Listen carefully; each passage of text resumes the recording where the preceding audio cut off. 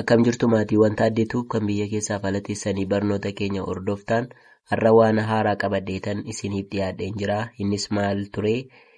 Barnoota koo irratti barnoota afaan Oromoo qubeerraa kaasee sirna tuqaalee dabalatee amma yoonaatti barnoota guddaa dabarsuun koo ni yaadatama.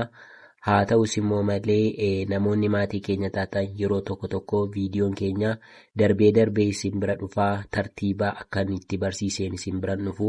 Kanaaf immoo wantootaan amma yoonaa hojjedhee gara viidiyoo 72 isiniif hojjedheetan ture.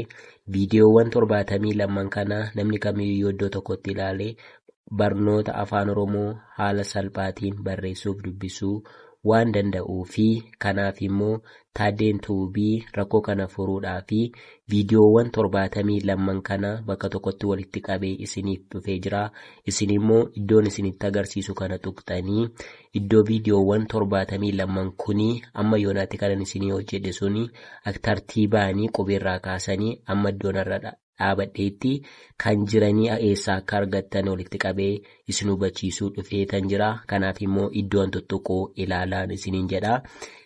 Akkuma laa kuni amma fakkeenyaa fi kunoo laaddana dhuftu kun amma Taaddee Tuubii jedha. Taaddee Tuub jedha laaddoon kun. Taaddee Tuub jedha. Isa booda isheema keessatti lawaan akka geengoo kana keessatti al tokko hin cuqaastuu jechuudha.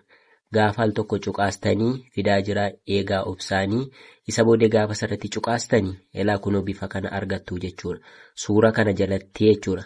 Suura kana jala gaafa dhufuu warri subscribe gochuu hin dandeenye elaa kun iddoo kana tuqaa. Yeroo YouTubein keenya isin bira dhufu iddoo kana subscribed amma kuni subscribed ta'ee jira.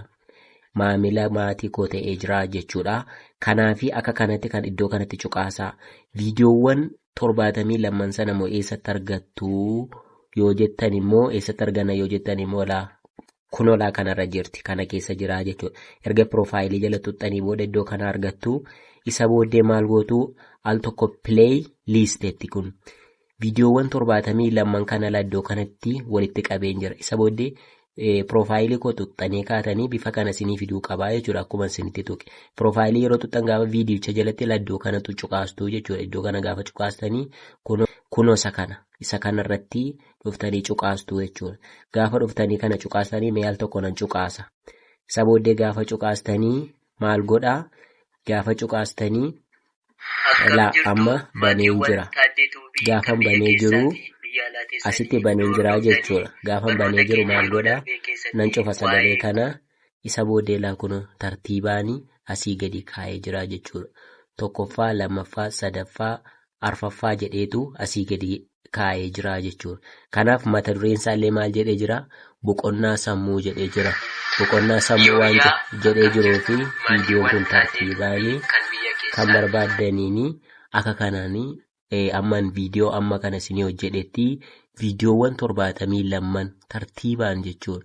Ilaa kun iddoo kana dhuftanii ilaaltu boqonnaa sammuu jedha mata dureen isaa pileelistii jala galtanii jechuudha. Kana tartiibaa yoo hordoftanii ilaaltanii barnoota afaan Oromoo karaa salphaatiin dubbisuuf barreessuu ni dandeessu. Warri buufachuu barbaaddanis warri immoo ilaaluu barbaaddanis kunoo bakka tokkotti iddoo kana cuqaastaniitu argattu jechuudha. Laama gaafa nolaadhu hundumti isaa yoo waan hojjechaa ture viidiyoon kun hundi isaa ilaalaa tartiibaan 1 2 15 ilaa kunoo akka kanattiin mul'atanii jiru jechuudha. Kanaaf immoo kun iddoo kanatti tartiibumaan isinii hojjedhe kana gara viidiyoo 72 isinii hojjedhe jechuudha.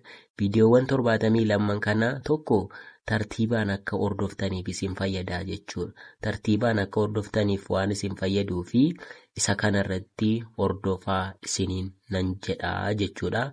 Kanaaf immoo isinillee warri maatii keenya taatan warra maatii keenya hin taanee fi yuutuubii keenya sheer laayik gochuu hin dagatinaa isiniin jedha.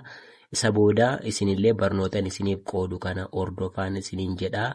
Isin fayyada jedheetanii iimeelii kabiraa kireet godhee kee yookiin uumeetanii yuutuubii koomarratti akka isinii fayyadamtaniif jedheetanii kun iddoo kanatti isiniif fidee jechuudha. Kanaaf immoo warri maatii keenya taatan warra maatii keenya hin taanee fi sheer laayik gochuu hin dagatinaan isiniin jedha.